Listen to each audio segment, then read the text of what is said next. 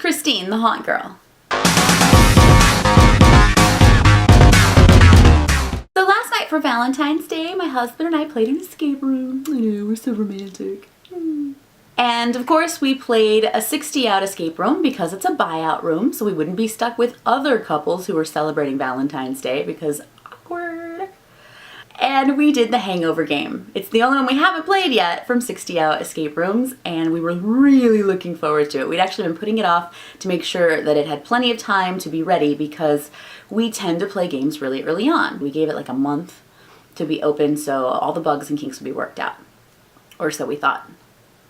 It is a gorgeous, gorgeous room. It's immersive in the sense that the set design and decor and props are really beautiful. So if you go into the room and you look around, you're in a bar, like a mafia game room with a bar. There's alcohol bottles and taps, and I mean, it's really well done when you look at it. So set design, A+. Puzzle design, not A+.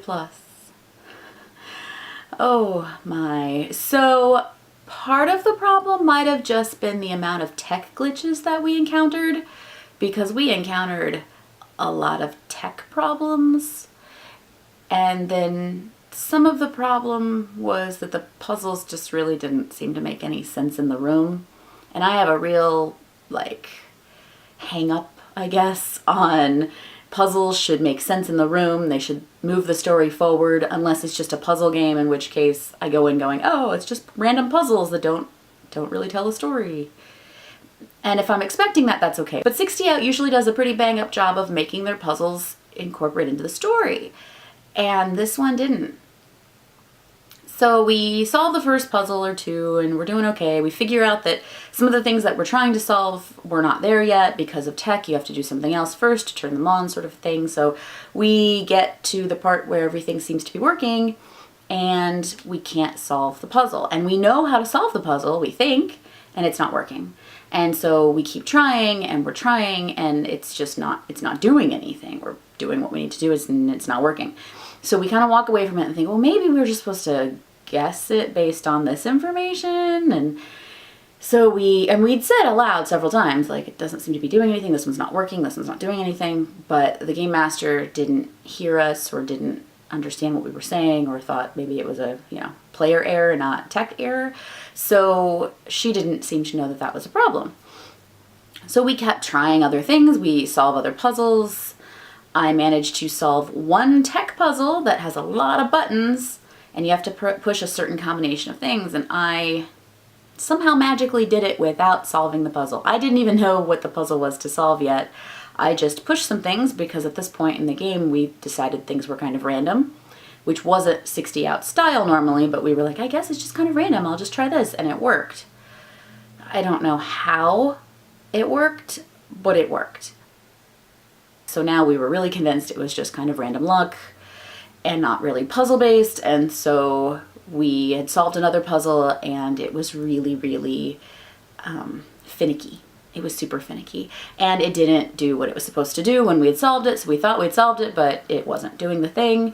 So the game master came over the loudspeaker and said, hey, that's a little finicky, go try that again. And so I just kind of went over and gave it a good sort of forceful move, and it did what it was supposed to do.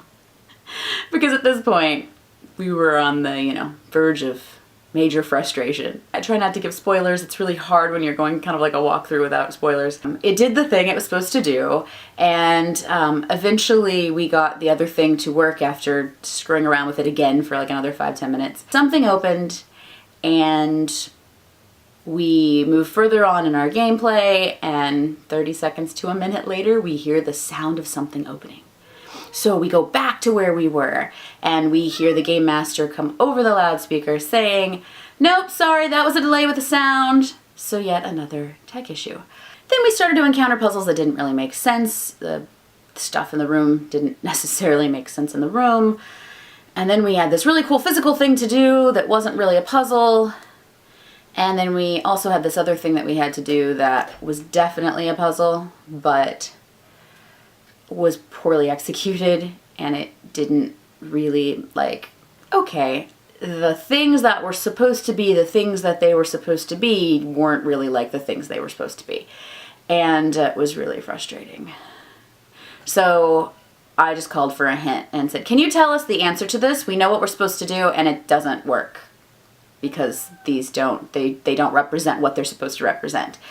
And so she told us, and then we moved forward, and then there was a clue that seemed like a clue that wasn't a clue, and so we did an action that we thought we were supposed to do. And she comes over the loudspeaker, she's like, you're not done yet. And I'm like, no, we didn't think we were. We were trying to solve this puzzle, but we were solving a puzzle that wasn't a puzzle. So then we go in the room, and we do solve the puzzle, and the game is over, and we were not impressed. It was frustrating because I really love 60 Out. Don't get me wrong, they do amazing games. This is just their weakest game in my opinion.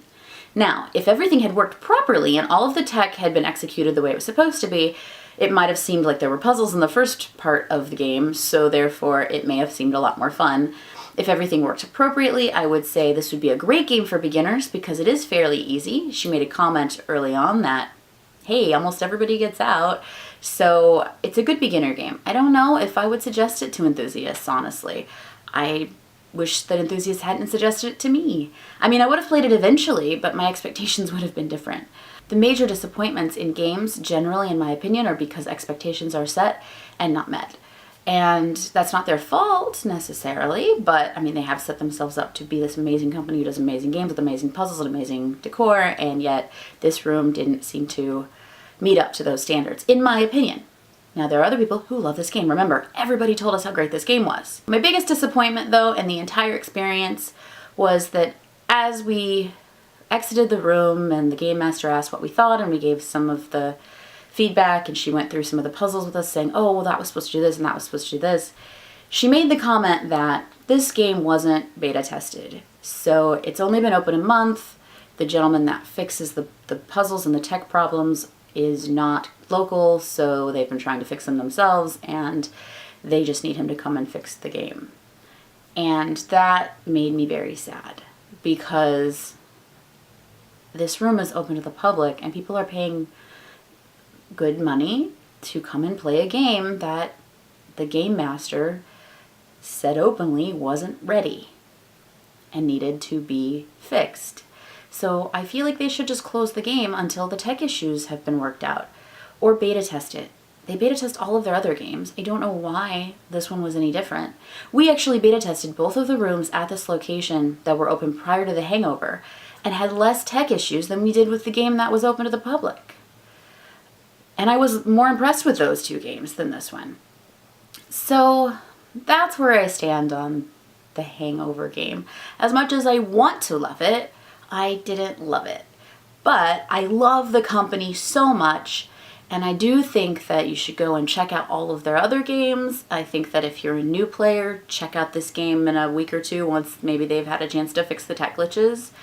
I just unfortunately feel like this is not one of 60 Out's best games, but they do an amazing job otherwise. Please check out my blog. There's a link in the description below. I've also started doing a new thing in the most recent blog post of where to eat when you go to play a game, because so many people say, well, they want to make a whole event out of going to play escape rooms, but they don't know where to eat or where to park or, you know, that sort of thing. You have to find street parking. It's not that hard, but read the signs. Please read the signs. And then there are several places to eat over there, but my favorite is called Love. I'll put a link below, and it's also going to be in my blog post. You can check that out. But it is the most amazing little chicken strip place. They have chicken strip baskets and these amazing fries, and they do a gluten-free breading. My favorite are the Parmesan rosemary chicken strips, but they're so great. I had agave cream soda out of the fountain. I know I'm probably not selling it as well as I should be, but it's just so good. Like, it's chicken strips and fries, but they're like amazing. Check it out. It's walking distance down the street. There's a link on my blog and there's a link in the description below. So please subscribe and give me one of these. And thank you very much for watching. Have fun escaping the rooms.